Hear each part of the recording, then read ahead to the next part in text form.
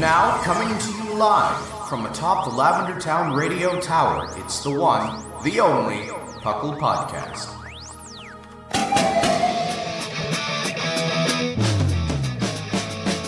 It's PoGo! PoGo!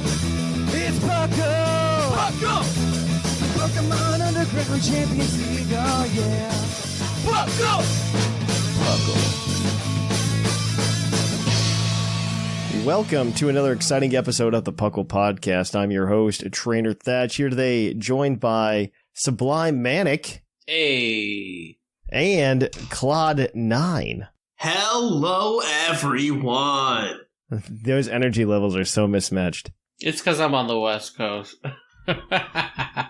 Welcome to the PoGo. PoGo, of course, standing for the Pokemon Underground Champions League, a nonsensical name we came up with in 2007, where we talk everything Pokemon, from the trading card game to the video game to everything in between. To be fair, most of my life has been the trading card game in the past week. I finally ordered the singles I needed for Twilight Masquerade to build the few decks I wanted to have on hand. I thought about doing that, and then I'm like, no, I'm going to wait until prices go down after Worlds, because I still don't have time to play. There's another set legal for Worlds. Yes. The Shrouded Fable. But to be fair, though, I don't think there's going to be a ton of cards from Shrouded Fable that are going to matter. It is one of the smaller sets. I always like joining after a set rotation if I haven't been playing for a while. Yeah, I mean, that's not going to happen until April now. Yeah, I do agree with that. If you're trying to get back into it, you should absolutely do it around a rotation. I do agree with that. Because then you're just going to get caught up buying cards that aren't going to be legal much longer, yada, yada, yada. At this point, if you're just getting into the card game, I would try to avoid anything that uses F-block cards whatsoever. You don't need to play Lugia. It'll be fine. She had a good long life. It depends. Lugia is having a comeback right now. It's fine. It's having a comeback. It is. Hey, there you go. Yeah. They had a good long life. The new Lugia deck, I love it because it's essentially old Lugia again. Because of Legacy Energy and Twilight Masquerade, you can just, it's considered special energy, is essentially a rainbow energy. You can only have one of in your deck because it's your A-Spec card. But Archeops can bring up Legacy Energy, attach it to anything. Additionally, it also reduces the number of prizes your opponent takes from knocking out that Pokemon by 1. So you just run Iron Hands. That's nice. And you just have a day. That deck is so much fun. It plays like old Lugia. It's fantastic. Because instead of running Stoutland, you're running Iron Hands, and you're just having a blast with it. I've seen a couple lists. Some have the Wellspring Ogerpon EX as well that can damage the bench. No. What? That was the deck that hit top 16 in NAIC. Really? Yes, yeah. Alex Szymanski played that. Yeah, played Wellspring Ogerpon EX to snipe the bench. It's not. I don't think it's super necessary. I think it's fun tech for sure. And it's even better because, you just shuffle the energy back in the deck to do damage on the bench. So, Arceus just pulls it back out next turn. Oh, okay. Yeah, I get it. It works. It gives you multiple legacy energies in that regard. Yeah, it's very good. But we'll see. I don't know. Oh, I hate the fact that I'm saying this, but I really enjoyed Gardevoir. Gardevoir is a good deck right now. So, the way I've dealt with, the way that Gardevoir's playing right now, so that I can play the same way without feeling like trash, is I've been playing Blissey EX, even though it's not very good.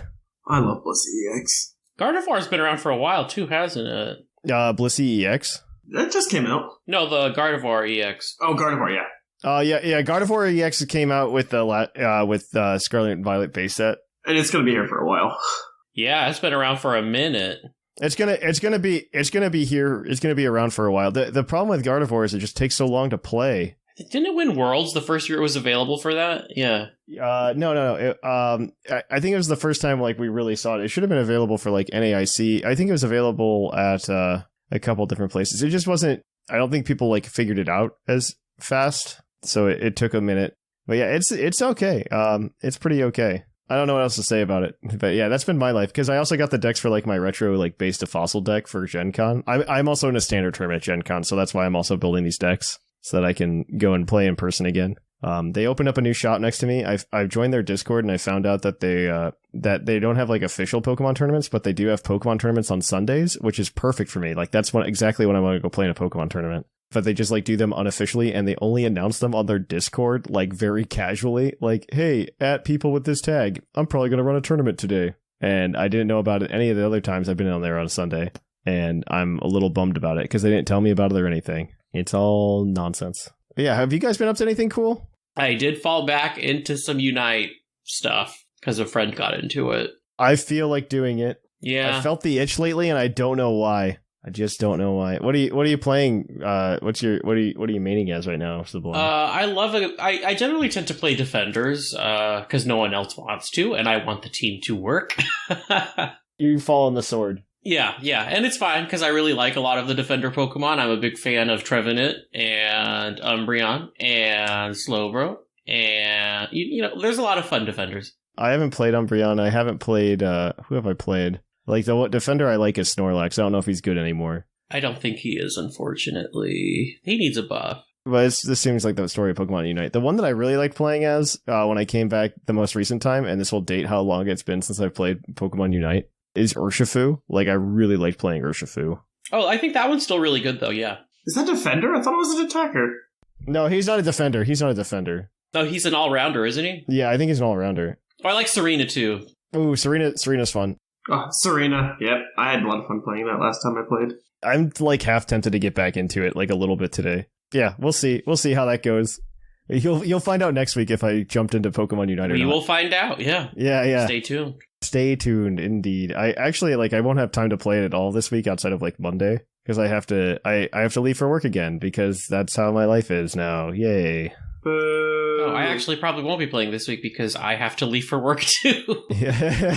There it is. It's all good. It's fine. Yeah. I found the tier list with everybody in it. Where's Snorlax? I can't even see him. Oh, he's still A tier. That doesn't sound right. When was this last updated? This was updated June 19th. I don't know what website this is. What website is it? It's called game8.co. Oh, okay. No, I think most players take the Unite database more seriously.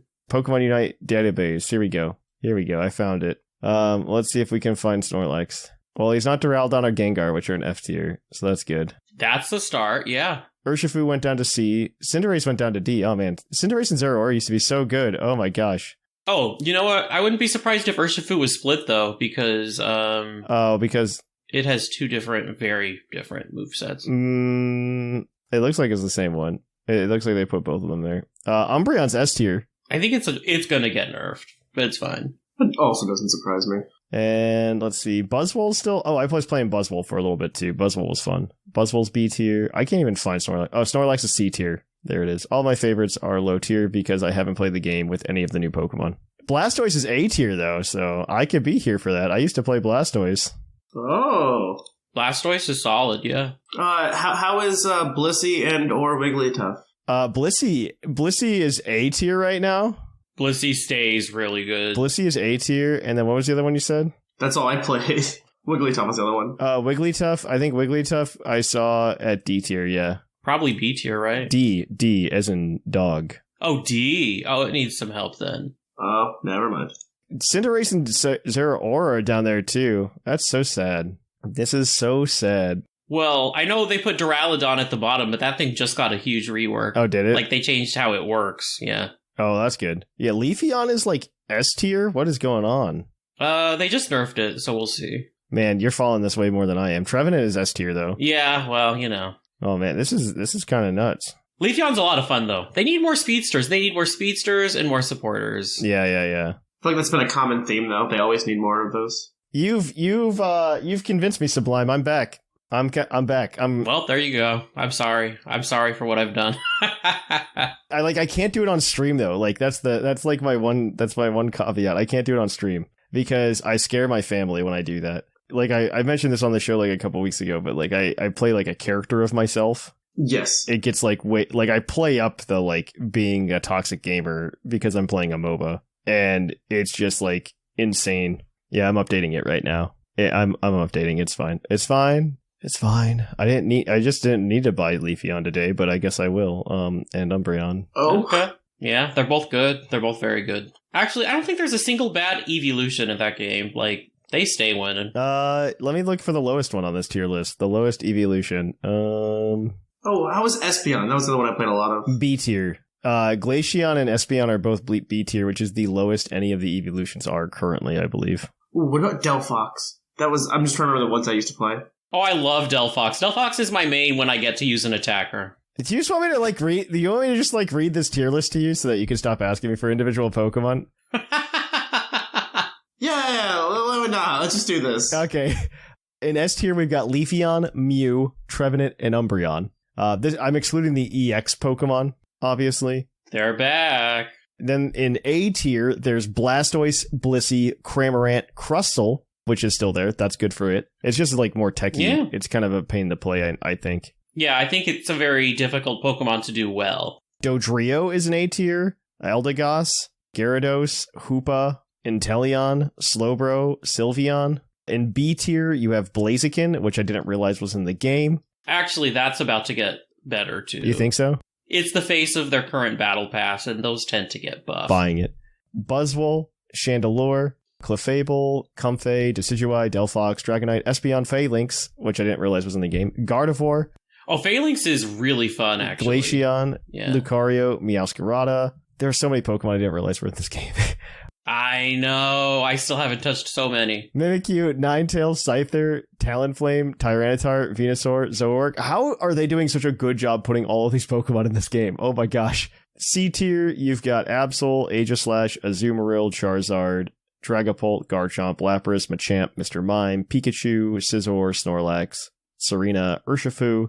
D tier, you've got Cinderace, Mamoswine, Sableye, Wigglytuff, Zeraora. E tier, you've got Goodra, Greedent, and Greninja. And F tier, you've got Duraludon and Gengar. And then Ceruledge is obviously TBD because it just came out. It's pretty good, though. I imagine every new release is pretty good. Not like the best, but it's pretty good. Like every new release is pretty good because I think they make them like a little broken on purpose so that you want to buy it.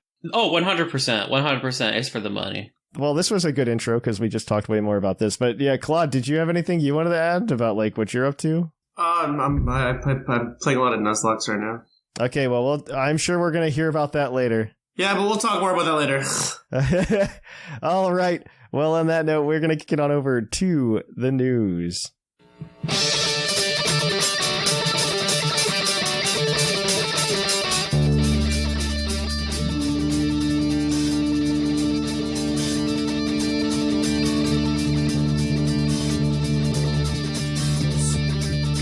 Live from the Lavender Town Radio Tower. This just in.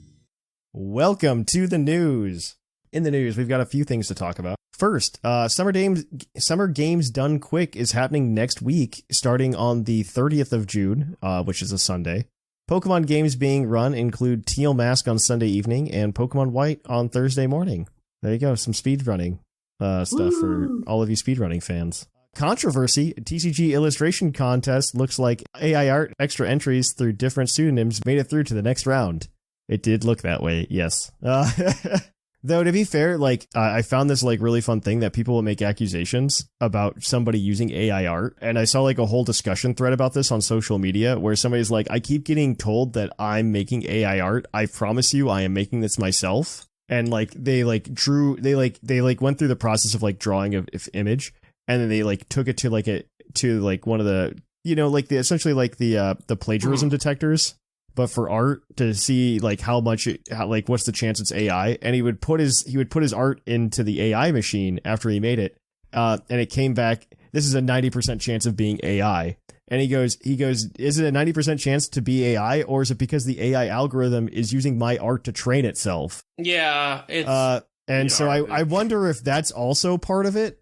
It's cannibalizing. Yeah, I don't want to like jump to conclusions about this AI art discussion, which I know a lot of people feel very passionate about, and I understand why. My phrasing that I like to use with AI is AI supposed to help me do the things that I don't want to do, so I have time for art, not do the art for me.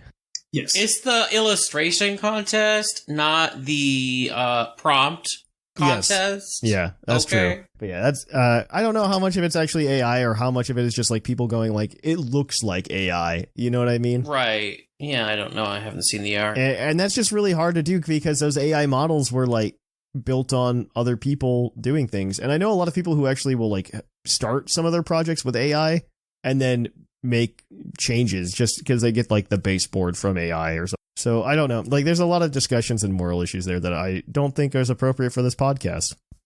Not at this time. Definitely not. Not today. All right. Well, next up in Scarlet and Violet news, this actually is a little bit interesting.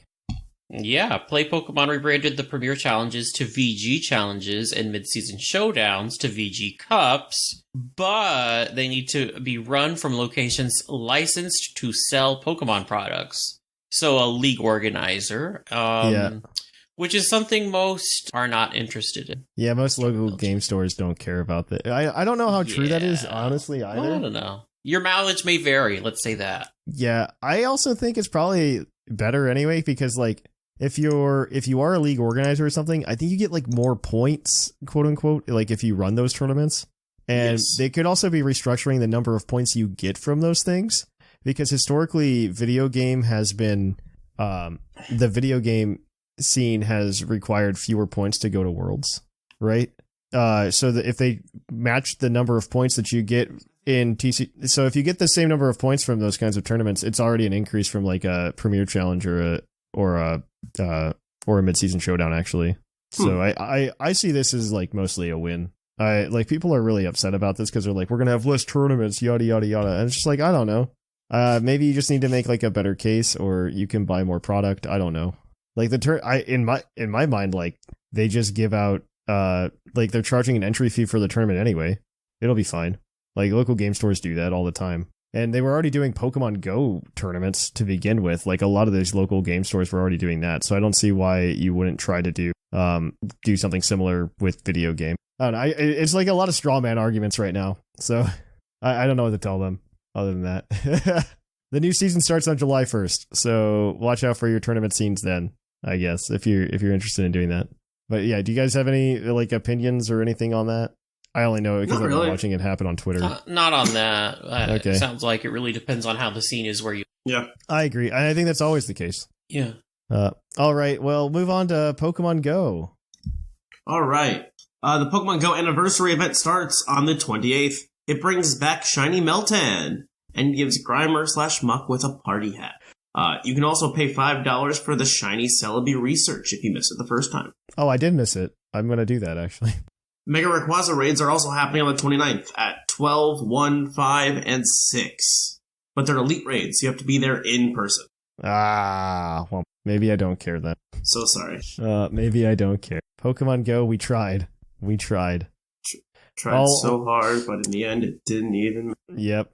All right. Well, yeah, TCG news. Claude, I guess you get to say, like, the sentence. Wonderful. I guess I will say the one sentence that's here. Next season starts July 1st. Same with VG. When's the next set comes out? August 2nd. August 2nd. In Bo Chian's News Corner, news brought to you at a snail's pace, which is faster than most Alolan Pokemon. Don't let Rabombi fool you. 10 years ago this week, Japan had announced their TCG Phantom Gate set. Oh, that takes me back. Which would release many strong cards like Dimensions Valley, Lysander's Trump card, Battle Compressor, and the Zubat Lime that plays damage counters as it evolved. Takes me back. I remember all of these cards. Yeah, I do too. Mega Manectric and the Mighty Joltik that still marches on in our hearts. This is the week they announced the Pokemon Symphonic Evolutions tour for North America. Man, remember when this was all like really fun? I missed that tour. I want to go see that again. It is what it is. I did stream this week, by the way, this past week, and it was a lot of fun. We had a good showing.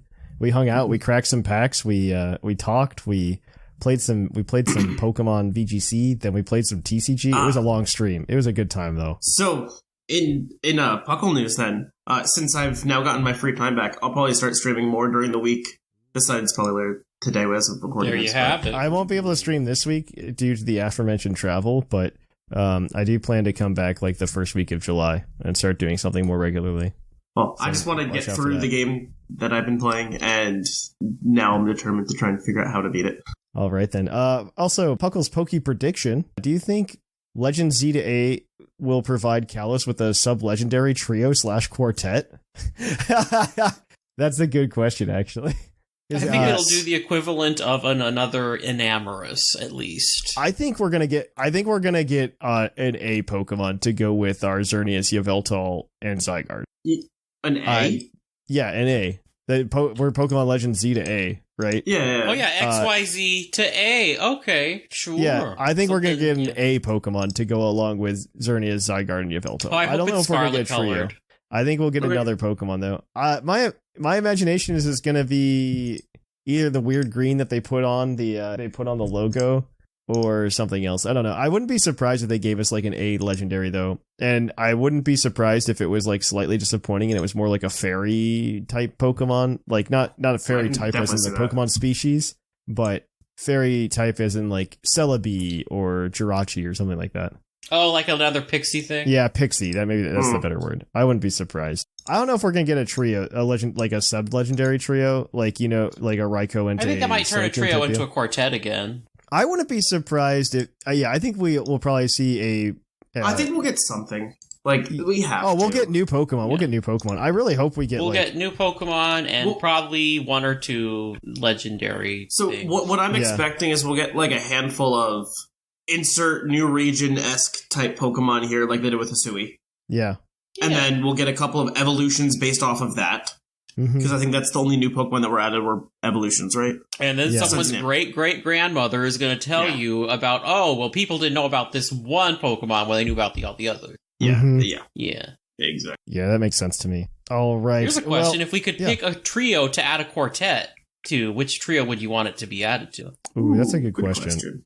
I feel I wouldn't be surprised, and this would play really well into X and Y already, is if we did get like the fourth legendary bird for Kanto. I love that. Yeah. Because the legendary birds were in X and Y, right? Yes, they were. So I wouldn't be surprised if we got like a fourth legendary bird. Sure.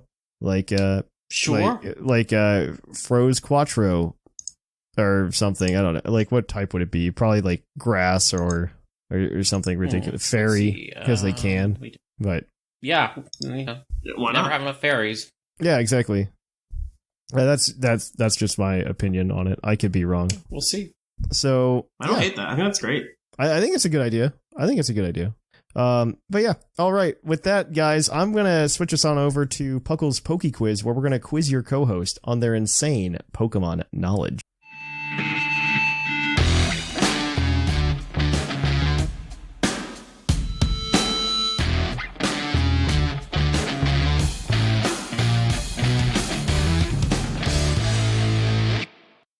Oh, hi, and welcome to the Poke Quiz, the part of the show where we quiz our co-hosts on their insane Pokemon knowledge.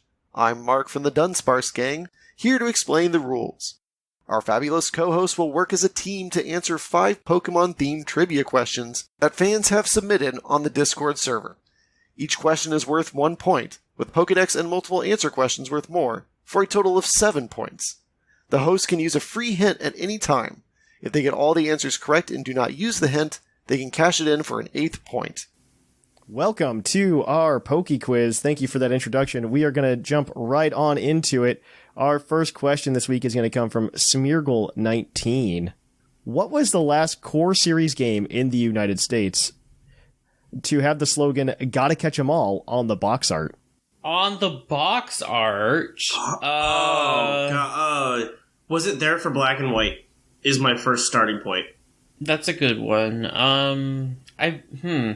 Because that's the only thing I'm like, I don't know if it was there. When we say on the box art, does that mean it could be on the back side as well, or is it on the front? It's on the front. Okay. I feel like it wasn't on Black and White then, but I don't know. Let me think. I'm trying to remember. I know it was. I'm pretty sure it was on Emerald. Oh gosh. I'm wondering if it died with the GBA era, in which case wasn't Emerald the last thing to have that? Maybe it wasn't on the GBA era though. I know. I thought it was on Emerald's box, but I could entirely be wrong. I mean, everything digital now. I couldn't tell you the last time I had a. Let me think. I know it's on the first one. I know it's on Gen 2. Yes, I can't remember if it's Gen 3. I don't think it was on Gen 5. No, I don't think it was by Black and White. I don't think it was there.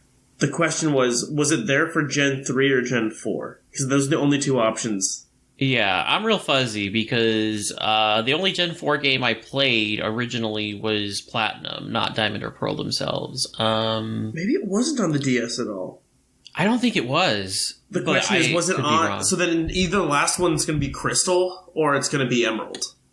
Yeah. It's just now, in my mind, I think it's a 50-50 between the two. Unless it's on, like, Random Ruby. It's going to be, watch it be XY or something. What's the answer? Do you have one? What do you want to say? Do you think it was just Game Boy Advance era, or do you think it was our Game Boy or Game Boy Advance? I think it might have been Game Boy Color, yeah. Okay, then Crystal would have been the last one. Let's say Crystal, yeah. Yeah. Crystal is actually correct. It is Crystal. Oh, There we we won go. that coin flip. They were on they were taken out for Ruby and Sapphire, but the pre-release versions of the box art actually had the slogan on it. But when it came to they actually released, they didn't have the slogan. I see. Yeah. Probably because at that time, when they first came out, you couldn't put them all on the cartridge yet. Yeah. All right. Well, your next question is going to come to you. You've run for one. Your next question is going to come to you from Gigasaurus Games. What type had no new Mega introduced in Omega Ruby Alpha Sapphire? Oh, that's Okay. a good one. That's a good question. Okay, let's let's just think through- of the Oros legendaries. Let me go through all the types and just pull it up as it comes in. All right. Normal, we got Megalopony there, right? Yes, we did. Okay. Fire, we got Fire, Water, Grass. We guaranteed got new ones for. Although, yeah, we do. I was just thinking Blaziken originally came out early with X and Y, but then you still had Camerupt. Yes, still had Camera Up. Electric, we got Ampharos, right? Or was that? Yes, we had Ampharos was XY. Oh, Ampharos was XY. Okay, do we have any other electric? Manectric. Manectric came out then. Ice. Manectric was XY too, wasn't it? Were they both XY? I think they were both XY. Are there any other electrics? There might be. Let's put a pin on electric. Okay. That might be it. Got it. Ice, we got Glalie. I know Glalie, that- yeah. no, for a fact that one came out there. Fighting, if we said Megalopony, that like Megalopony. Yep. Was Beedrill X? I can't remember if Beedrill was XY or Oros. Because Poison's Maybe it's then- Beedrill. I think Beedrill might be there. Ground we already had with Swampert. Flying, we got Altaria. Wait, that's Dragon Fairy. Salamence, Megamence. Megamence, yep. Psychic was Mega Metagross.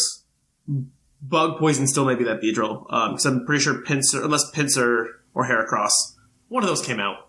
I'm not worried about that. I think Pinsir Heracross were for sure XY. I'm not as sure on Beedrill. Oh, okay. Then Beedrill would be the other one. Let's see. Ghost, we got Banette. And I think Sableye. Yes, Mega Sableye for We already sure. had Dragon. We already had Dark with Sharpedo. Steel Fairy. So it has to be electric then? Really? Huh. Unless I'm just naming Megas, but I think it's electric. Now that we're saying it, like, I think that's right. Did they add electric to anything? I don't think so. No, I don't think so. Yeah, maybe it is electric. Wow, okay, yeah, I think it's electric. Because everything else has something, and I can guarantee that. Alright, I'm going to lock in electric. Electric is correct. Yeah. Manectric okay. and Ampharos cool. came out in XY. All right. From there, we've got your Pokedex entry question. This is going to come to you from Fable Flygon. Its Pokemon Sun entry reads, "It sheds its fur when the seasons change. The fur is gathered and spun into a luxurious yarn." Who's that Pokemon?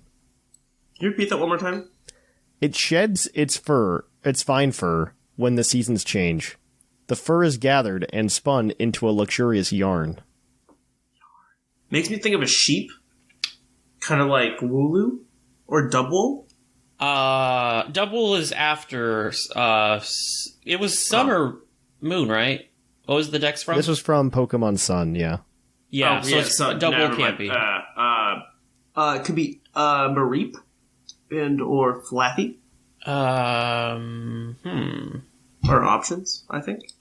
Do they shed though, or are they sheared? Oh, those are sheared. Oh, okay, shed. That's odd. It's a weird way to phrase that.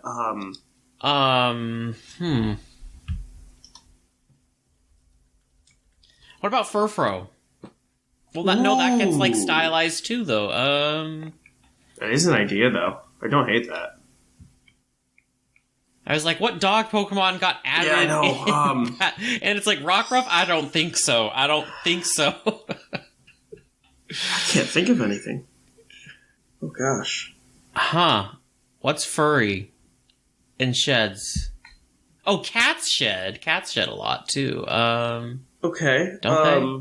Are we sure it's not... I got no idea. Yeah, this is a tricky one. I'm gonna I need guess an we answer. could start with... Yeah, we could start with Furfro. I would start with Furfro and go from there. Yeah. Furfro is incorrect. Your next entry Okay. is going to come from Pokemon Moon, and it reads, as it inhales, it expands, and expands, and expands. These Pokemon compete to see which one can inflate itself the most. Oh. So now I think it's like a Jigglypuff. Yeah. Or Wigglytuff. I would guess Wigglytuff, then. Wigglytuff? Yeah, let's say Wigglytuff. Yeah, because it mentioned the fur, and that has tough. Yeah, tuft. tuft There you of go. fur. It's got that tuft. Got that that's my only train of thought here. Wigglytuff is correct.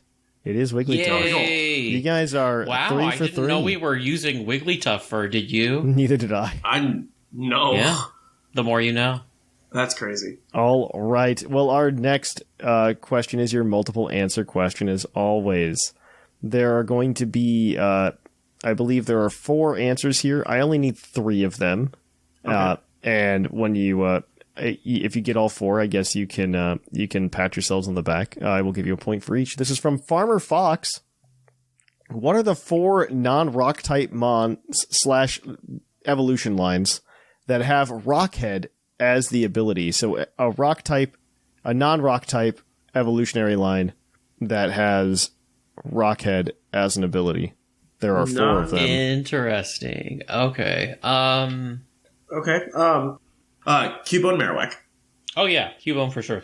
That ground Cubone, type. Marowak, Alolan Marowak, they all have Rockhead. I know that for sure. And I know that Bagon, Shelgon can have Rockhead as well. Oh, well there you go. That's 2 right there. That's 2. Don't we need 3 out of 4? Can we confirm the first 2? Oh, wait. Yeah. Yep. Sorry. Say those again. I apologize. Cubone, Cubone Marowak, and Bagon. That's correct. Cubone, Yep. Marowak, Alolan Marowak, and then That's Shelgon one and line. Bagon. Those are 2 lines. That is 2. Yep. There are 2 more. Cool. Okay. Okay. There's 2 more? There's 2 more Pokemon. These are just Pokemon, but What is it? Steelix. Steelix is correct. This is its rocks type. Yep. Steelix Oh is yeah, correct. because it's okay. Yeah, there you go. Well, there's 3, so we're done. Yep, the other one you were missing was a Basculin, the most Okay, I memorable wasn't gonna of get that. all of the Pokemon. Oh yeah. When I think Basculin, I think Rockhead. That's Yeah. not true. I usually think adaptability. That's exactly what I think. Mm-hmm. Well, you guys are 6 for 4. Your next question's your base stat question, as always. Rutro. I'm going to ask this one because I think it's funny. This is from the user named the God Sfeel. What Pokemon Good for you, with Sfeel. the ability Ice Body has the lowest Sfeel. base speed? It is Sfeel with a base speed of 25. Yes. Oh, I was just guessing because the name was Sfeel. You are correct. Yeah. That's great. Yep. That's funny. That's really funny. That's fun. So you guys got all points. You got 8 points today. Perfect score. Ooh, clean sweep. Clean Way to sweep go. We for did you it. guys. We took some guesses there Yeah, too. I know. For everybody at home, remember we're just going until honestly December. Whoever has the top 4, I believe, end up getting in like a battle royale situation, and we make them fight it out for a $25 gift card to Outback Steakhouse. Really? No, I mean, Get do that you want bloomin' onion. Do you want? No, that's just a cool prize. Do you want that? Do you want that to be the prize? Not really. Okay. But, I mean, I think that's just cool. Do you want a 25? I just say a different $25 gift card every time. Oh, okay. Last week it was Neopets. Oh, I miss Neopets. Yeah, don't we all? Not really, but so the current standings are Sublimemanic in first place with 14 points. Woo. In second place, we've Okay. got Bocephus and Clod 9 tied with 8. In fourth place, we've got a tie between Whimsicott, Seth Bilo, and Dr. Shamu, all with 6. Everybody else is yet to get on the board. But yeah, Sublime looks like he's going in as seed number 1 currently this winter. But yeah. It's an honor just to be nominated. Exactly. All right. With that said, though, guys, we're going to go ahead and we're going to kick it on over to our topic.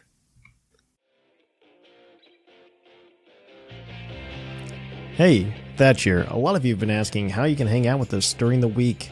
Well, the best way to do so is come to our Discord server at puclpodcast.com. You can join our server and you can hang out with us, talk Pokemon, battle, do a bunch of cool things, join in our tournaments. So what's stopping you? Come on over, puclpodcast.com.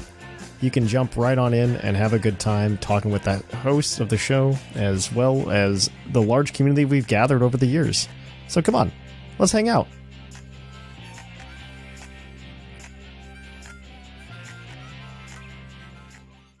Welcome to our topic. Our topic today is Nuzlocks and other challenges. We'll see if we have time for other challenges.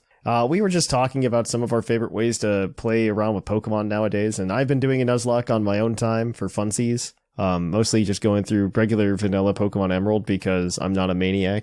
Like I am. Yeah, and like you are, and a lot of the Pokemon community, in all honesty. A lot of the Oh, yeah. I mean, the fact that we all know what we are referring to when we say this made-up word. Yes. Nuzlocke. Nuzlocke, yeah, right? I think we should start at the beginning. I'll let you take the lead, yeah. We should probably give a definition, because you know what? I'm sure there are people that don't know what a Nuzlocke is also. I will let you guys take the lead on that if you'd like, yeah. So a Nuzlocke or a Nuzlocke challenge is a set of rules intended to create a higher level of difficulty when playing through the Pokemon games. These rules are often called a Nuzlocke, coming from a popular Pokemon comic that was around, many years ago? Oh my gosh, this was... Since 2010, apparently. I think 2010 sounds right, yeah. 2010, yeah. But it featured a Nuzleaf that had the nickname of John Locke, which eventually just became Nuzlocke, and it became that because he was a reoccurring character within the... So the most common basic rules of the Nuzlocke are you can only catch the first Pokemon on every route, so you don't get to choose your encounters. You get one encounter every route. If you run into multiple, like a double battle, you can pick and choose, but it's only the first you get in every route. If a Pokemon faints, it is considered dead or released, or you can't use it anymore. You can't use it anymore, yeah. Some people release them immediately. Some people just put them in a box and don't touch them again. Yeah, they make a little cemetery box. It's cute. Mm-hmm. And that's pretty much it for the basic rules. It's first route, something faints, it's gone. There's a lot of other ones that are very commonly used. You have to nickname every Pokemon. Nicknaming all your Pokemon, it makes you create more of a bond, so if they faint, it's more heart-wrenching to you. The first Pokemon in every encounter, it's based on the met in conditions. So if you go to the summary tab of every Pokemon, it says where you caught it. So as long as that is different, you can use it.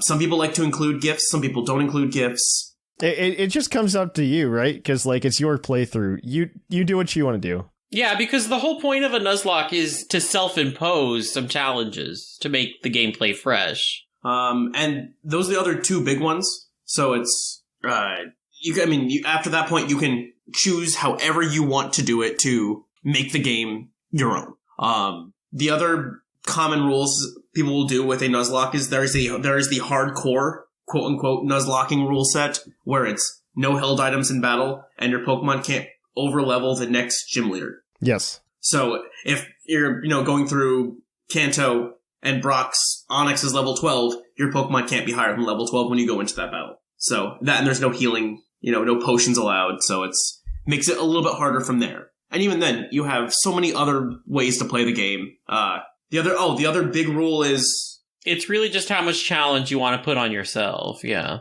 The other big rule is if you wipe out or black out, you have to restart the entire game. It's considered game over. Some people do it where if you have more Pokemon in the PC, you can keep going with that. But most of the time, it's, if you lose a battle, it's game over. You got to restart. As I said, there's many, many ways to go if you want to increase or decrease rules and whatnot.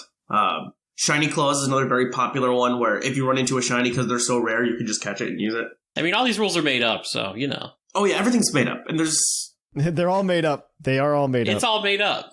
Just do what you want. exactly. That is kind of like the basis of a Nuzlocke, because like I remember when like Legends Arceus, so it's much harder to do in modern Pokemon games, I think. It is. I think particularly as of Scarlet and Violet.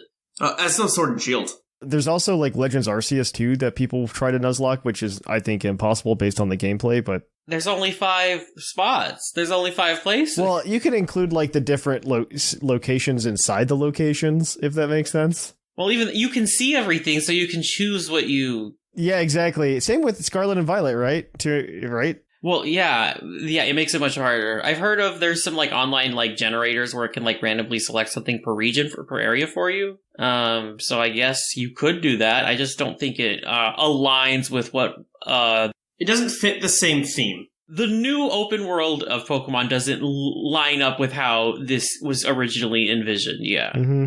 Yeah, I agree with that. All right. Well, basic Nuzlocks, I enjoy doing them. I do them pretty frequently, actually. I like them just because they give you that spice of using something you normally wouldn't use. It forces you to use things you probably wouldn't have used, which can be fun. Like one of my favorite things about going through a Pokemon game, like as somebody who also enjoys competitive Pokemon, I like playing with Pokemon because then you get a feel for their stats and stuff like that. Like you start to get you get a rough feel for speed tiers, right? When you play with something and you know if it's faster or slower than your opponent, like the in-game opponents and stuff like that. So I really like that. And so for me, I see it as like a secondary effect of doing a Nuzlocke as well. Is like, oh, I'm playing with this Pokemon and getting a feel for it and learning what it has access to. And yeah, it can give you a new appreciation for something you didn't think about. Yeah, but I also just like really like being able to play with Pokemon I normally wouldn't. Exactly, yeah.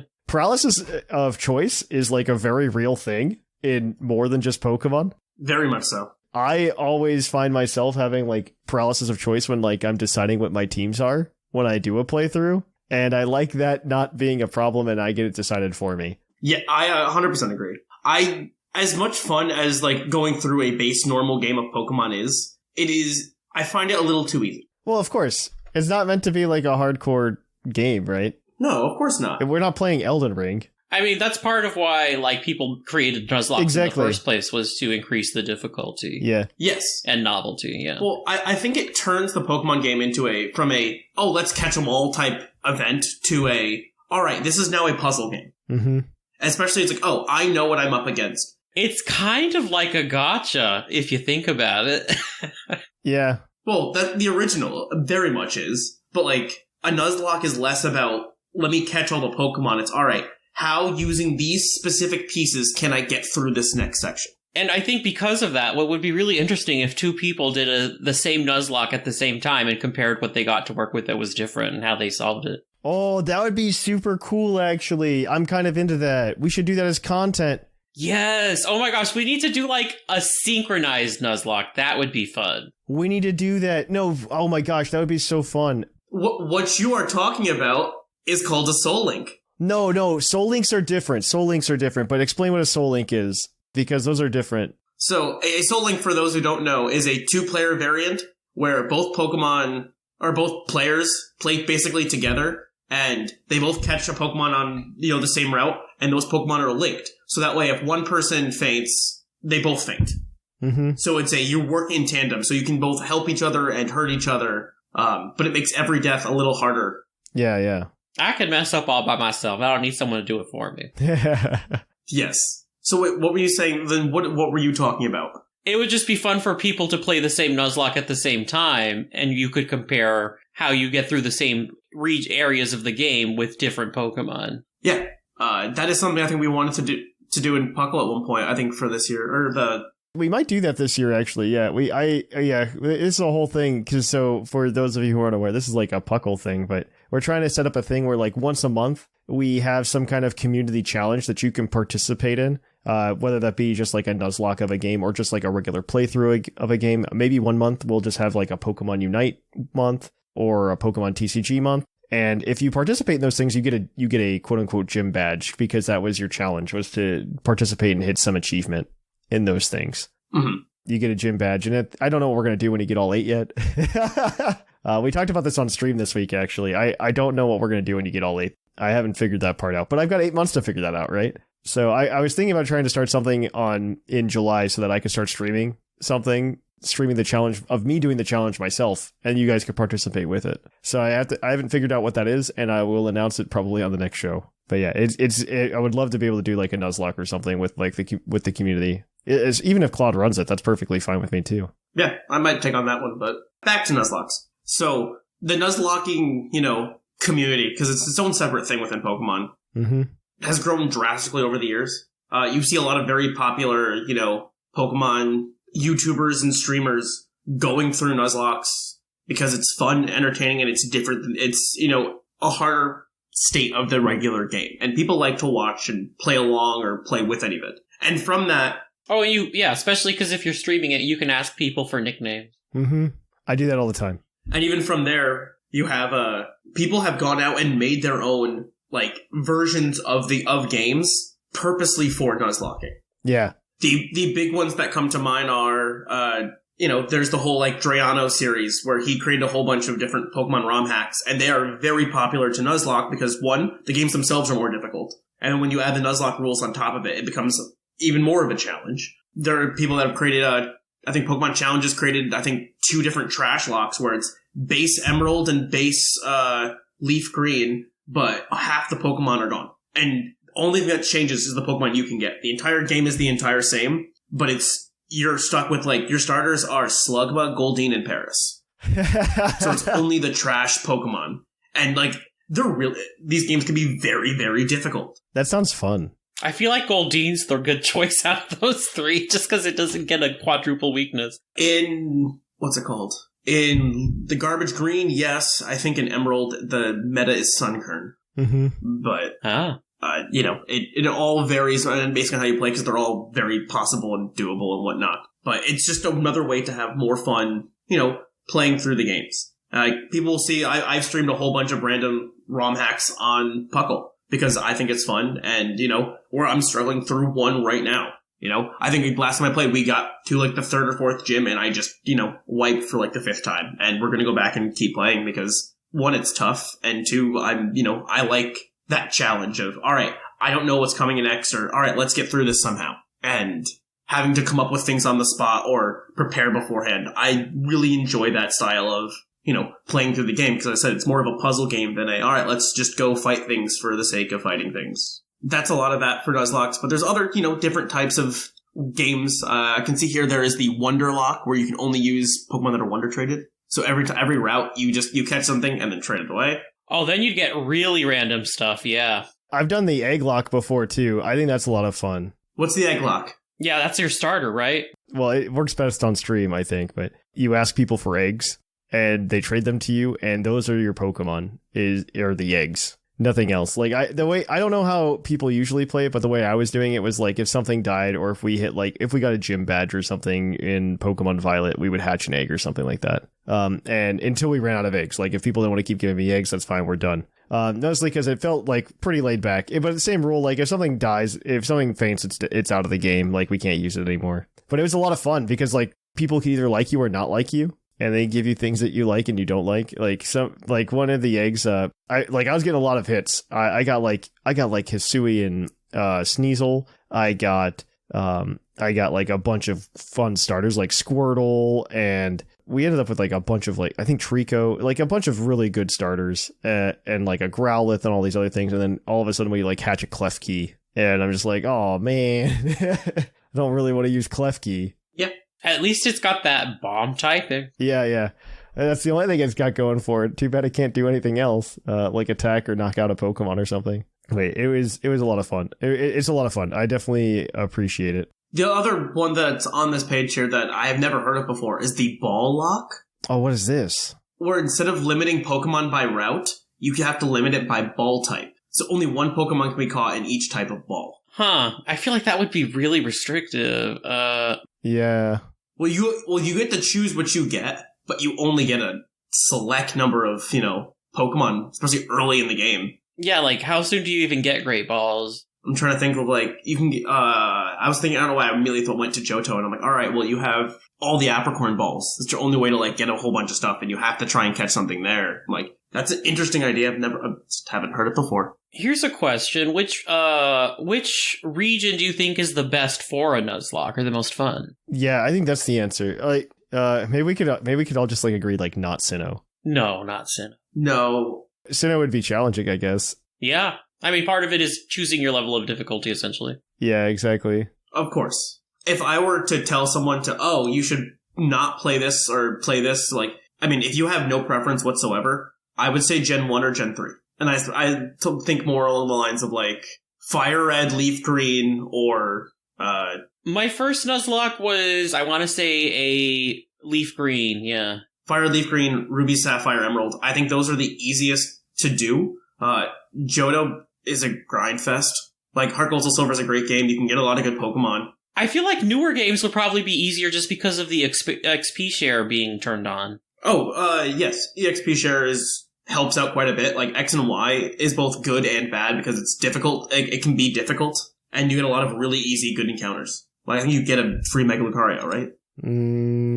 Wait, which one was... Oh, and X and Y? You have that helps you out there. Plus, X and Y would give you 2 starters.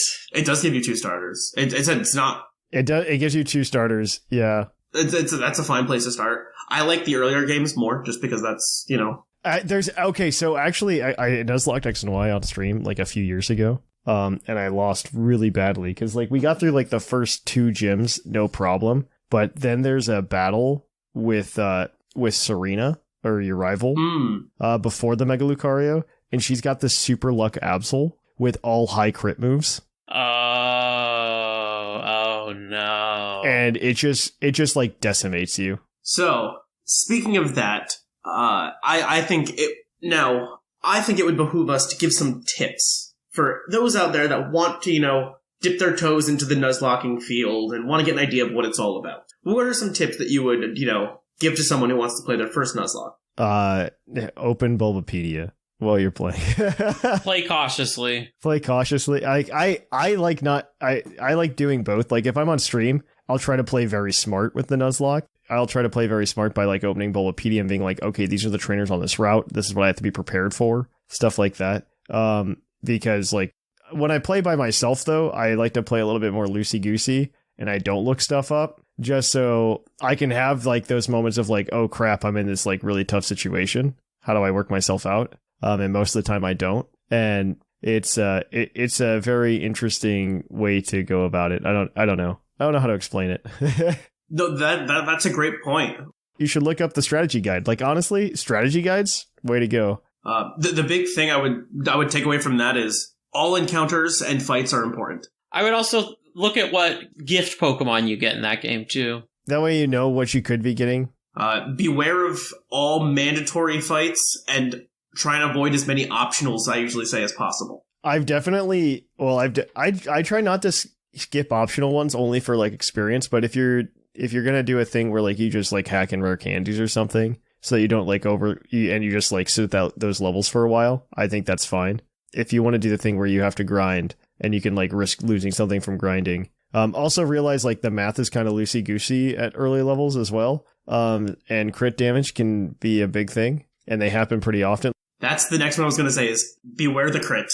It's like a 6% chance, but when you're sitting there clicking tackle 100 times, that means there's 6 crits coming your way. It's something to, like, realize, like, there's probably going to be a crit, and it's probably going to take something out if you're not careful. Not only that, but the crit changes depending on what game you're playing. I think if you're playing, generations up through 5, it's ×2, right? And then generation 6 on, it's a 1.5 times modifier to the damage. So, like, there's the whole saying, play around the crit. You didn't play around the crit. Like, there's other things like that. The other fun one that I've actually used quite a bit, is having to repel manipulate something. Mm-hmm. When I say that, it's when you repel, it looks at your first Pokemon in your party's level, and it filters out any Pokemon that's not at or above that level. So on various routes in Pokemon, Pokemon you find can come in at various levels. So it's like, if, like, you know, let's say this patch of grass has Pokemon from level, 10 to 17, and you have a Pokemon that's level 17, like, in your party, first thing and you repel, you will only find other Pokemon level 17. This can either A, help with grinding if you're doing the grinding route and not using rare candies, so now you don't have to grind nearly as much. But also, certain Pokemon only fluctuate in certain levels. So it's like, oh, some of these rare encounters will only ever be at the highest level, so if you want the best chance of getting it, it makes more sense to, manipulate in that regard, so that way you are getting the best odds at getting the best encounter.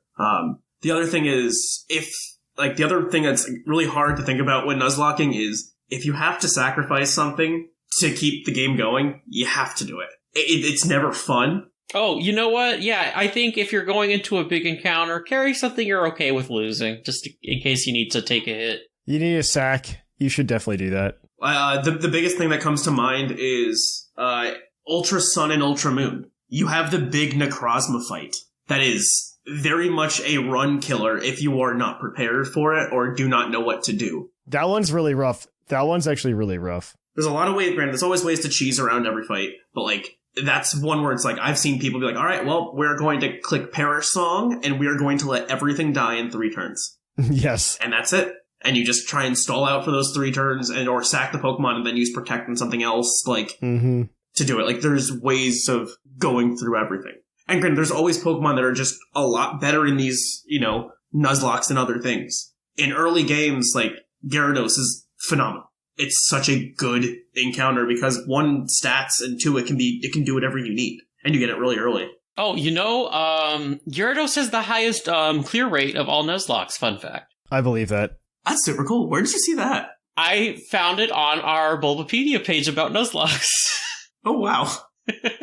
I believe that, actually. In the Nuzlocke forums log of successful runs, the most victorious Pokemon of all time is Gyarados, who has survived 240 recorded champion battles at the time of writing. Yeah, I believe that. That is awesome. I believe that. That is so cool. So yeah, get yourself a Gyarados. That's pretty easy, too, because you can get an old rod anywhere. Mm-hmm. Well, that and they're everywhere. Exactly. I think they're in the first 4 games. Yeah. Plus, having something with Intimidate, it makes sense. Said every game comes with its own challenges of what's really good, what's really bad. But in the end, it's all about just having fun and playing the game that you want to play. If you haven't done them before and you feel like, Pokemon games are all the same, it's a very fun way to change it up. Mm-hmm. Oh, yeah. And said you can add many different things, to make things easier or harder for you.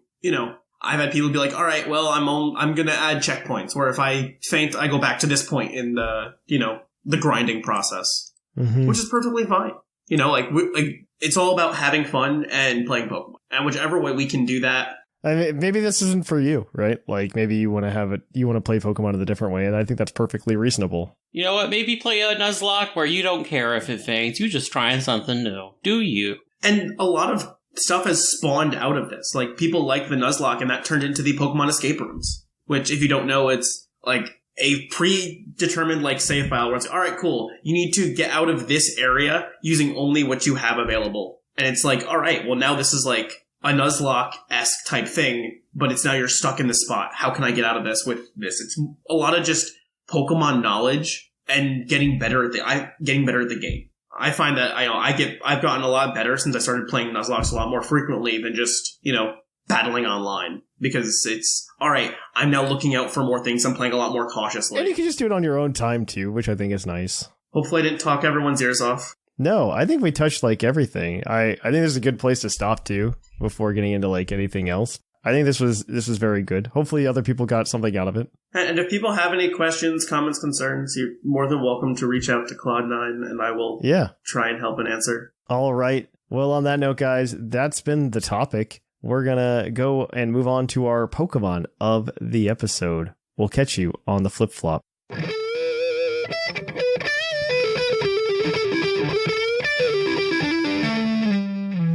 of the episode. Welcome to our Pokemon of the episode. Our Pokemon of the episode this week is National Dex number 274, Nuzleaf, the wily Pokemon. Its Alpha Sapphire Pokedex entry reads, this Pokemon pulls out the leaf on its head and makes a flute with it. The sound of Nuzleaf's flute strikes fear and uncertainty in the hearts of people lost in a forest. Ooh. Funny enough, despite the fact that it makes a little flute type thing, it doesn't know Grass Whistle. What? Okay, it needs to learn. Did grass supposed to get culled? First question. I don't think so. Second Probably question. not. Why not? Why does it not learn that? I I'm looking at Nuzleaf stats and not Shift-Free stats, by the way, because we're going to make this a really wonky Pokemon of the episode, I guess. Yep. Base 70 HP, base 70 attack, base 40 defense, base 60 special attack, base 40 special defense, and 60 speed. Yep. I don't know what else to make out of that. Shift-Free makes it... It's a mid-stage. C-Dot makes it to Scarlet and Violet, right? Yeah, it does. It's in Kitakami. Yep. Good. Yep. Along with Lotad, the real champ.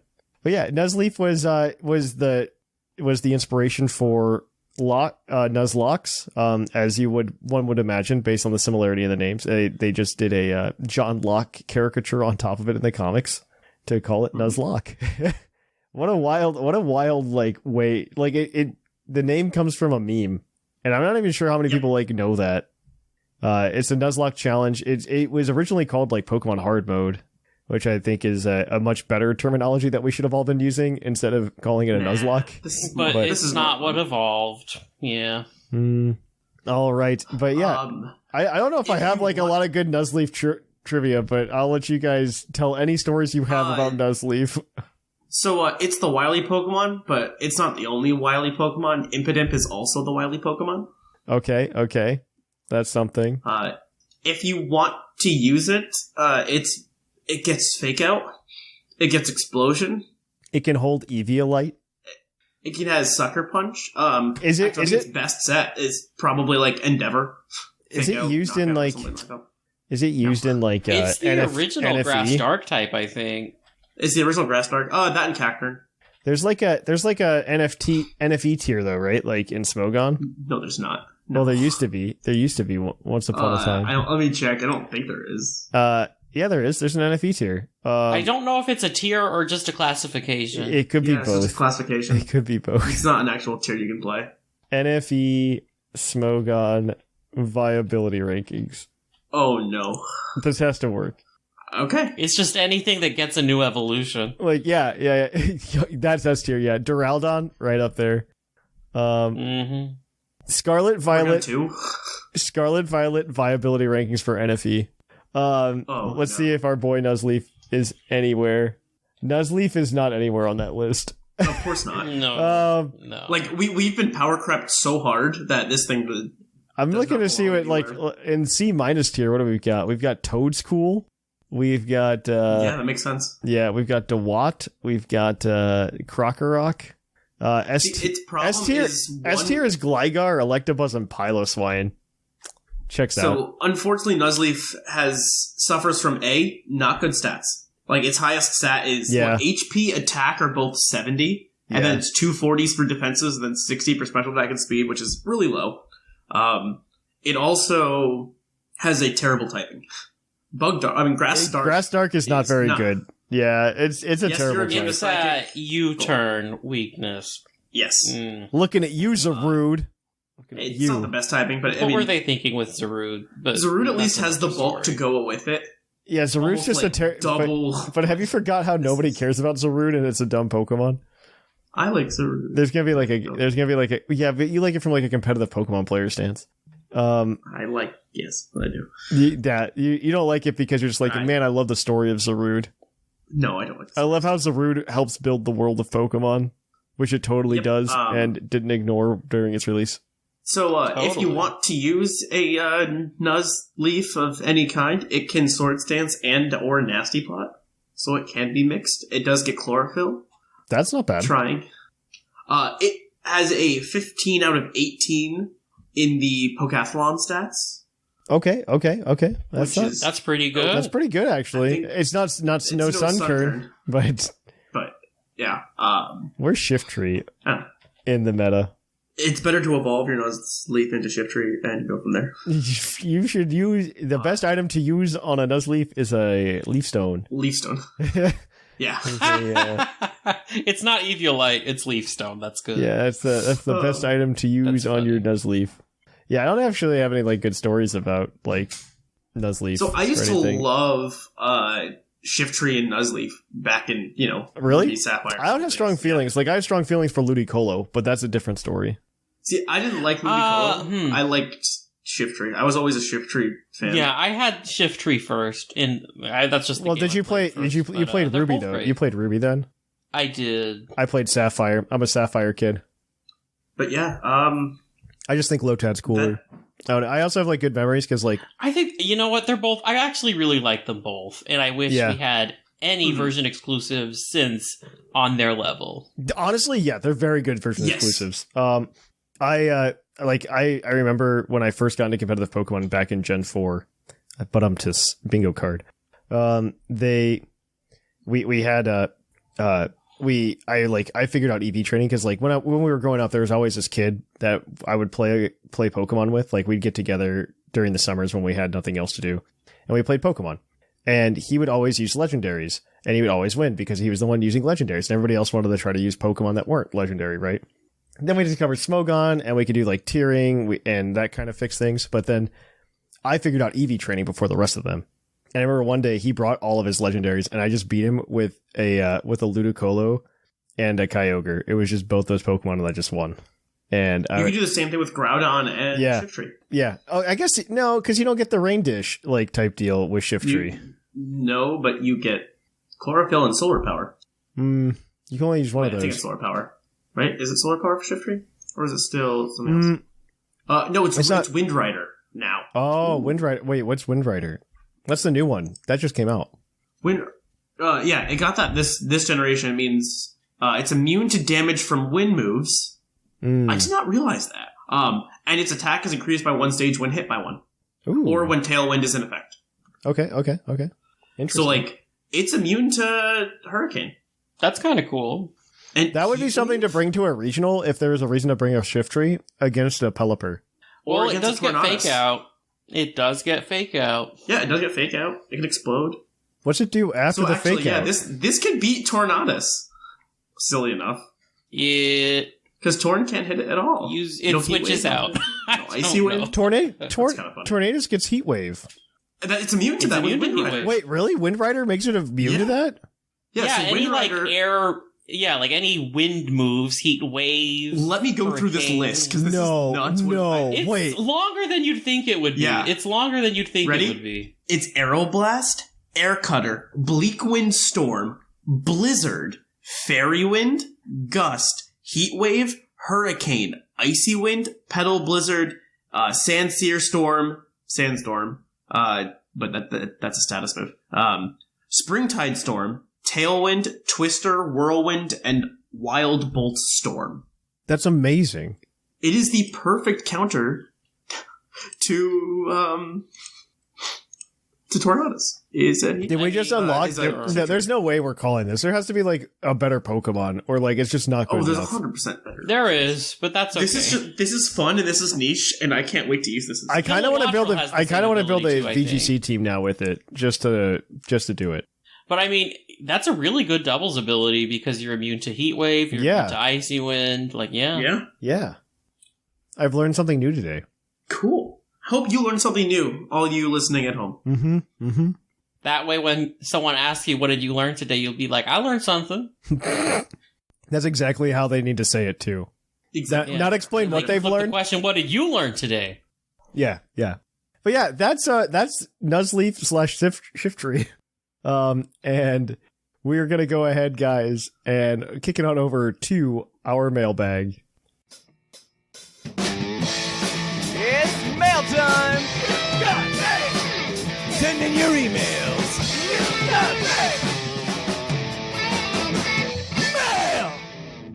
Welcome to our mailbag. Mailbag is the part of the show where you can send us an email at puclpodcast@gmail.com, and we might read it on the show. Every week we ask you a question. Last week we asked you guys what moves do you want to change, how they operate? And as always, this segment is brought to you by the fictional energy drink Green Tauros, the energy drink that gives you hooves. Hooves!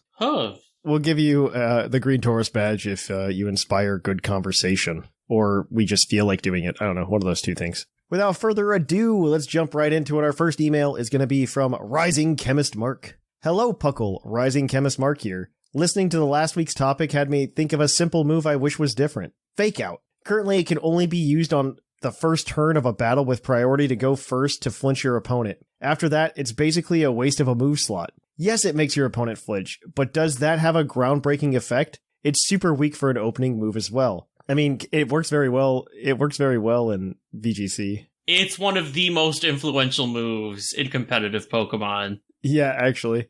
That would be a good topic. Most influential moves in Pokemon. That's a good one, yeah. I propose to make Fake Out like False Swipe cater to dark types. It won't knock out the opponent, it still remains a weak move, and maybe give it priority to make the opponent flinch only the first turn. Another idea was to handle flinching by giving it a low chance of occurring within the 2 to 5 hits, but I feel like this makes it become a whole new move entirely. This is coming from a veteran player that absolutely loves Black and White. I've recently committed to trying a 100% completion of my original copy of Pokemon Black version. My eyes roll every time I have to witness another Purloin or Liepard open a battle with Fake Out, only to delay an inevitable defeat. If Fake Out were like False Swipes, it would give Purloin a decent stab move early game with a little more usage. I've tried many times to make Purloin and Liepard work on a team, but this line of felines always gets a short run in playthroughs. I want to make this Pokemon work. I really do. Oh, there was some guy who did it really well in Gen 5, actually. I forget who it was. If Fake Out was a False Swipe variant, then it might still have a little more relevance. In-game, I completely agree with you. Competitively, I disagree.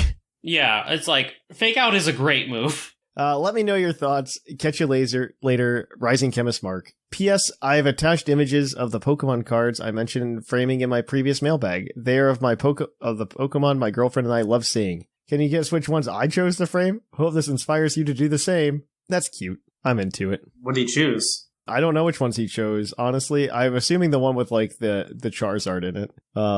And not the top one with the newer cards in it. That's usually a safe assumption. Yeah. But there's a Totodile, so that's all that matters. All right, well, thank you for that one. We're going to get this one from Zay Paladin next. All right. Hey, Puckle people. Hope y'all are doing well and beating that heat. I'm usually not a big summer fan, but I've been enjoying it strangely enough, even with multiple sunburns already. Use sunscreen. Every day, people. Please do. Please use sunscreen. Every day, wear sunscreen. Yeah, use sunscreen. This is my PSA. Oh, and stay hydrated. Yes. Drink water. Drink water. I've got some interesting ideas on how to fix several moves and some abilities at the end as well. First and foremost, Steel Roller. Mirror move of Ice Spinner. I don't know if this move is even in Scarlet and Violet at the moment, but a simple fix would make it a mirror of Ice Spinner. It's nothing crazy, but given how many suboptimal Steel type moves there are, this would be a great new addition and forced choice. Similar to the value of Icicle Crash versus Spinner. Interesting. I don't know how I feel, because Mirror Move is also a move. I don't think it's meant to be like mirror. It's not a mirror move, but yeah, I also thought that when I read it. Oh yeah, the mirror move threw me off for a sec. Yeah. Okay, so like a type. When did mirror move get called recently? Yes, after Gen 7. It was after Gen 7. Okay, no, that's fine. That's fine. It's like one of those moves. That's like I wish I was upset about that one more than I am. Only because, it is a unique Gen 1 move. I think that move opened up so many possibilities, but, whatever. Next one would be Hone Claws. Make it a Steel-type move, and Sharpness users get ×2 attack instead of 1.5. In my opinion, this is a phenomenal change. I got the idea from how growth works on Pokemon and Sun, and thought, how to get some extra value in a move that struggles to compete with Swords Dance. Currently, I don't think there's any Sharpness users with Hone Claws, but that'd be a great pairing that would make something like Cleavor horrifying. I think Cleavor gets Swords Dance, so I still don't see the point of it. Yeah, Cleavor already gets Swords Dance. But now it could have accuracy, yeah. Oh, and accuracy, yeah. Alright, that's kind of cool, actually. For all those rock type, for that Stone Edge, ooh. Yeah. Yeah. For Cleavor, it would be real big. Yeah. Next move is Astonish, plus 40 more damage, minus 10% flinch chance. I forget when Leech Life got Giga buffed, but used to do 20 damage. Astonish has been kept around long enough where I think this move should get the same treatment. Being a slightly weaker flinch move than Headbutt or Iron Head is fine, since Ghost is obviously better on offense. Leech Life's buff came with a very big casualty, okay? And that is Zubat being relevant in anything. Being able to do anything in any game that it's in now. Because they don't give low-level Zubats Leech Life anymore. I love Zubat, though. I've used Zubat in a lot of playthroughs, and, it's good. It gets winged. I do love Zubat. It's a great Nuzlocke mon, by the way. I do love, new Leech Life on Zubat. I just also hate that now it learns Absorb, which is awful on it. That makes much less sense than Leech Life, but it's okay. We got one more move and 2 abilities. Next move is Tar Shot. basically sticky webs. I think Tar Shot is a neat move conceptually, but really doesn't have any viability in online play. Given its very limited user pool, buffing Tar Shot would give some regular web users out of play, but would give Colossal and other future users a nice... that one's very balanced and good. Then there's two abilities he mentions changing, one being Anticipation. Super effective damage dealt is 1.5 times instead of 2. Yes. Overall, this would be a nice buff to an otherwise useless ability. Might be harsh, but come on. You have Krogan going up against a Staravia. Surely you know it's going to use Wing Attack. Yes, this is just a reskin of Solid Rock, but I think it makes more sense thematically and gives some Frail Mons a chance to set up when they might otherwise get KO'd. I like it. The other ability is... that's not bad. Is Liquid Ooze. In addition to hurting opponents who use Drain moves, contact moves have a 30% chance of poisoning the attacker. So it's like Liquid Ooze, but adding Poison Touch to it? It's like Poison Point. Poison Point, that's it. Yeah, we're basically giving some of these abilities 2 abilities in one, and I'm like, but that's a different ability. Liquid Ooze isn't a bad idea, it's just too niche. I think the buff would essentially give random effect spore, less random effect spore, but would let bulky Pokemon have it that could better ward off physical attackers. Tentacruel and Swalot fans rejoice. Who are the Swalot fans? I want to know. Are you a Swalot fan? Let write in. I'm curious. They're more plentiful than Simisear fans. Yeah, if you're a Swalot fan, let us know. Does Swalot have fans? I want to know. I prefer Swalot to Muck, and I will gladly say that. That's about it. Really? I think I like Muck better. Alolan Muck, definitely, but not regular Muck. Oh, I love Muck. It's the mustache for me. Anyways, so that's my list of moves and ability buffs. I think they're pretty reasonable, and have enough new elements to make them fun and engaging. Curious to hear what y'all think. Take care, Zapaladin. Thanks, Zapaladin. Thank you for that. Zapaladin. Our last email today is going to come from Totes McCrae. Totes McGoats. Totes McCrae. How's it hanging, Puckle Gang? Totes McCrae writing in again. Hope everyone is doing well and staying cool. I got into the cast about a year ago and was instantly hooked by Puckle's Poke Quiz. I've been working my way back through the catalog since, as well as listening to the classic trivia, and I think I'm all caught up on every episode of trivia, which is kind of sad, but my brain is now literally bursting at the seams with insane Pokemon knowledge. Anyway, on to the mailbag topic. Yeah, take care of your brain. The questions used to be like way harder. I remember when the questions, like we were asking questions like, what color was the lure ball? Yeah, it's like, did you watch this specific episode of the anime where for 2 seconds this thing appears on screen? And I'm like, I don't think I saw that one, sorry. Alright, so here's his list. Here's my list of moves that I think deserve a change. Let's see, Wild Charge. I'm surprised this one wasn't mentioned, as Wild Charge has been disappointing since its inception. Agree. Let's buff it to 120 base power and add a paralysis chance to keep up with Flare Blitz. Okay. And let's buff Volt Tackle while we're at it for all you Pika stands out there. I completely agree. I agree with that. I mean, they even gave, like, a water type. It doesn't have a paralyzed chance on it now? Yeah, they gave a water type Flare Blitz. We should upgrade Wild Charge. This is one of those things where, like, I wonder if there's just something behind it. Because I know Game Freak, like, is definitely super into balancing their game right now. And I wonder if they're just like, yeah, but electric type has like these super effective things that like doing that would just make electric types too good or something like that. I don't think so. Especially physical electric type. I also think if you look at the Pokemon that get both Wild Charge and Flare Blitz, I don't know that I want them having 220 base moves that they can select from for the typing. You know what I mean? I don't know. Like that's the kind of stuff that is weird to me. And I'm sure they're thinking about. I'm just being a devil's advocate. I want justice for my boy. I hear what you're saying, but like before I would agree with that, I would have to see what the list of Pokemon that has both even is. One of them's Arcanine. One of them is Arcanine. I don't think it's going to break Arcanine, but you know. I would hope it doesn't break Arcanine. And if it does, good for Arcanine. It deserves it. Assurance, number 2. This move is weird. Starting at 60 power and doubling if the opponent has already taken damage. So it really only works in double battles. To buff, we could make it do double damage if the Pokemon was damaged within the last turn. This way it would still start at 60 base power, but could get to 120 in subsequent turns. I think that's way too strong, personally. Yeah, that could get out of hand quickly. Like, so it's like... I just feel like a lot of people also forget that like Game Freak wants us be doing double battles competitively. Yeah, I don't think there's anything wrong with there being moves existing specifically for doubles battles. Like Helping Hand? Helping Hand only exists for doubles. Is Helping Hand going to boost your next attack? Like, what are we doing? Okay, 3, Try Attack, everyone's favorite normal move. I think it would be neat to turn Try Attack into a 3-hit move with 25 or 30 base power each, with each hit being electric, fire, or ice. Butterfree Beware. With each hit also having a chance to land its respective status. I'm into that, actually. I like that. I do like that, but I think you'd have to lower the chance of the status. Yeah. Because it's per hit. No. You make the chance of the status, you make it like the 6.67% per hit. That's what you do. Yeah. Yeah. I would want it to be like 5%, maybe 10, to be honest, because, whatever. Plus, if it goes in a certain order... Well, yeah, because if it goes in a certain order, like, right, if you hit, like, with electric, you're going to have a higher chance of being paralyzed. The one that goes last should definitely be ice, because freeze is the strongest, but I'm not sure what you'd want. Yeah. Yeah.